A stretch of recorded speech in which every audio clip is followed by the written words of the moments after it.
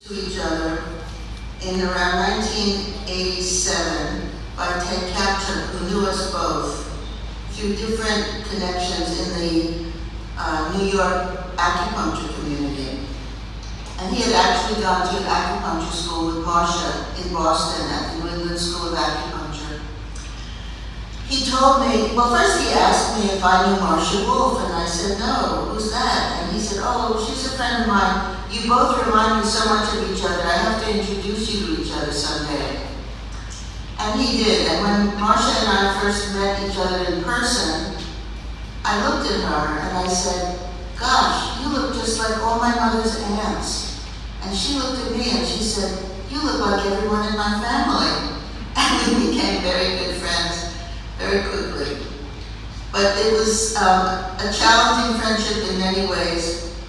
Marcia was extremely devoted to Tibetan Buddhism and to her patients, her acupuncture patients. I had more space in my life for a friendship with her, but we had extraordinary times together.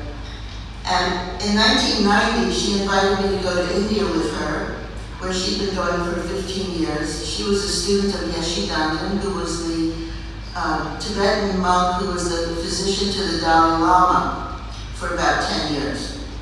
He was a greatly renowned teacher of Tibetan medicine, and Marcia was a student of his at that time for about 20 years. And she had also graduated from the New England School of Acupuncture, so she was both an acupuncturist and a Tibetan medicine practitioner. I was an acupuncturist and a registered nurse. And I had graduated 20 years earlier, and my degree from college was in nursing, and then I became an acupuncturist. So between the two of us, we covered a lot of medical theory. She invited me to go to India with her, and because of circumstances in my life, I was thrilled to get away from New York for a time, and I joined her. This was 1990. We were staying in Karnataka, and our task was to treat a very famous Rinpoche, or teacher of Tibetan Buddhism, who had had a stroke. Marcia had asked me to come along to help her treat him. She had somehow neglected to get official notification from the Indian government, which regulates the Tibetan refugee camps, so that we did not have official permission to enter the camp. Therefore, we had to sneak into the camp after dark, and the monks made a room for us right above the Gampo, which is the temple where the chimes and the bells and where the monks do their meditating is located. We had to stay in there for 6 weeks. We were not able to go outside for 6 weeks because we didn't have official permission to be there. But we were there to treat Gandhi Rinpoche. And we wound up treating him twice a day, and about 40 other monks in either the morning clinic that we ran or the evening clinic that we ran. So we had a very intense immersion in Tibetan monk life. It was 400 Tibetan monks, Marcia and myself, in the temple. I used to wake up around 3 in the morning when the monks would start chanting in the room immediately beneath where we were staying. And I felt as if my body was on a flotation device, somehow on an undulating sound current. It was a very extraordinary sensation, and I had it every morning when I woke up because they would be chanting at that time. When we left India, after some other really, truly extraordinary experiences, we were taken in the middle of the night to a very remote temple where newly arrived monks were being kept. They had just come over the Himalayas. Many of them were ill or injured. And the monks where we were, which is called Mundgat, M-U-N-D-G-O-T, had been asked if they would lend the 2 doctors, that was Marcia and myself, to examine some young monks who had just come over the Himalayas. But this all had to be done in a very James Bond kind of way. They put us in monks' robes around midnight and put us in a black car And we drove on pitch black roads without headlights to some location where the car stopped. The driver flashed his headlights. Another car, which was somewhere else, flashed back at us. They transferred us to this other car, which took us to this other very remote place. And these little 7, 8, 9-year-old Tibetan boys who were reincarnated monks held flashlights for us to examine the injured new arrivals. It was an extremely intense experience. Anyway, going back to New York, Marcia very intentionally put a coconut inside her suitcase on top of everything so that when the suitcase was open, the coconut was right there. And we came into JFK and we were going through customs. For some reason, they picked Marcia to inspect her luggage.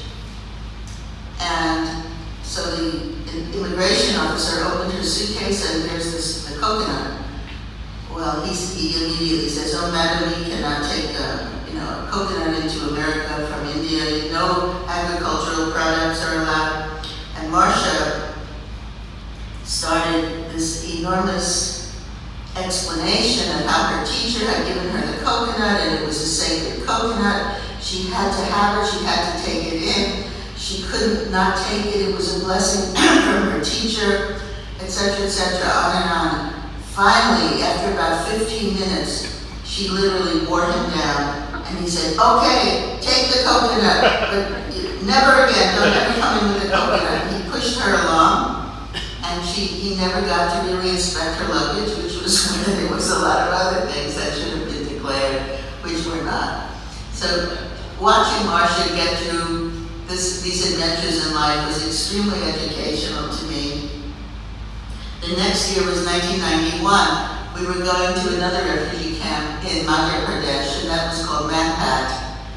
And as Mungat was strictly for monks and nuns, Manpat was a refugee camp that was for householders, as they're called, or families, couples, families with children, civilians, basically. And they gave us a very simple room to stay in, which was fine, and they gave us a stable, which was still full of horse manure and cow manure to treat all the patients with acupuncture. This is not a really good idea. Tetanus is found in horse manure, and tetanus loves to be in anaerobic places like punctures from acupuncture needles. So this was a really bad place to do acupuncture. But that's what they had. So we had them clean it out for about 2 days. They had different cleaning squads. And we used a lot of what's called Dettol, which is sort of the basic, at that time, was the basic cleaning product of India. Finally, it was relatively clean, and we were always extremely careful with our hands and our needles. And so we really didn't encounter any infections, which was very nice. When we were heading there to India that second year, Marcia was again stopped. I think they were on the lookout for her by that time. But she was again stopped because she had several suitcases. 2 of them were filled with small jars of urine from her New York patients, because Tibetan medicine is very involved with urine analysis. And Marcia was bringing specimens of her patients' urine for Yeshi Dandan to check to confirm her diagnosis with. So she had suitcases and 2 suitcases filled with jars of urine that she had very cleverly secured and wrapped. But she was stopped at immigration, coming into India, and they said, what is this? What is this? And without blinking, Marcia said, "Human body parts." It was all I could do to not laugh out loud because she was so adept at handling these situations. They heard her, they blanched, and they said, "Go, go, go." So we got in with the urine. So this was what life was like traveling with Marcia. At one point, we were in a small town. We got a little lost the communication with the refugee camp was not as good as it could have been. So we wandered a bit, and we decided, since we were several miles from Bodh Gaya, which is one of the centers of Buddhism in northern India, we decided we'd go to Bodh Gaya. So we got off the train at Gaya, which was the stop before Bodh Gaya, not realizing how far away Bodh Gaya was from Gaya. And we took a rickshaw from Gaya to Bodh Gaya. That took several hours in a rickshaw, which is no fun at all.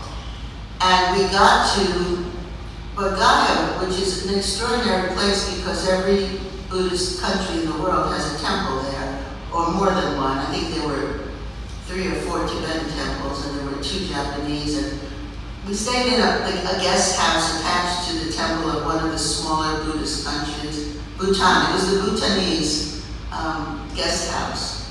We stayed overnight, and these 2 young boys who were monks cooked a lovely dinner for us. It was very simple, very clean, very austere. It was quite lovely.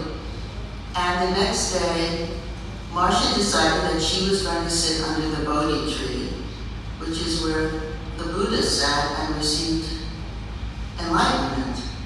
Now, the Bodhi tree is, in those days, this was 1991, it was surrounded by about a 4-foot-high fence made of iron, different poles of iron surrounding the fence, surrounding the tree. And there was a guard there 24/7 to protect the Bodhi tree. It's a very holy location for Buddhists. But Marcia somehow managed to charm the guard to open the gate and let us in. And we both had 5 minutes sitting under the Bodhi tree, which is extraordinary.